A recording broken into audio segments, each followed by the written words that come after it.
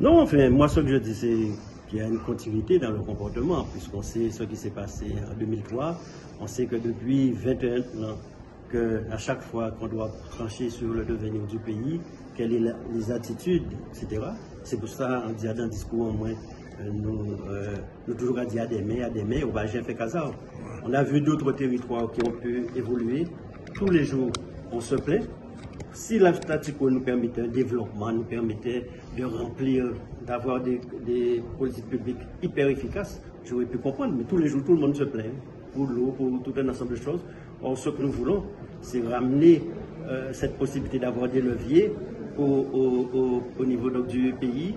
Et ce qu'on demande, c'est le pouvoir normatif. C'est pour que l'on l'a fait en France, de pas appliquer texto au niveau à la Guadeloupe, qu'on puisse s'adapter en tenant compte des réalités. C'est pour qu'on puisse préserver l'emploi local, c'est pour qu'on puisse préserver notre foncier. On sait bien qu'aujourd'hui, qu'il y a beaucoup de spéculation foncière et d'empêcher qu'on Guadeloupéen pénis en tête pour faire casaille. Et on sait très bien qu'aujourd'hui, l'organisation actuelle ne permet pas cela. Ce sont tout un ensemble donc, de choses.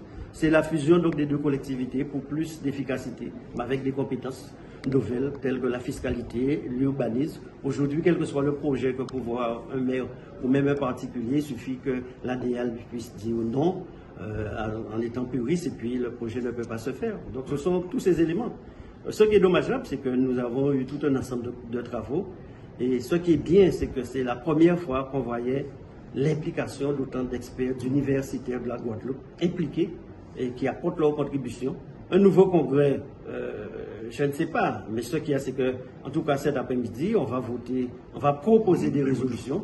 Il appartiendra à chacun de se positionner ou pas et voir comment les choses évoluent. Mais en tout cas, moi j'ai des convictions pour mon pays, j'ai des convictions pour mon territoire, congrès ou pas. Cela ne m'empêchera pas d'aller dans ce sens. Et bien au contraire, je les affirmerai encore plus haut et fort.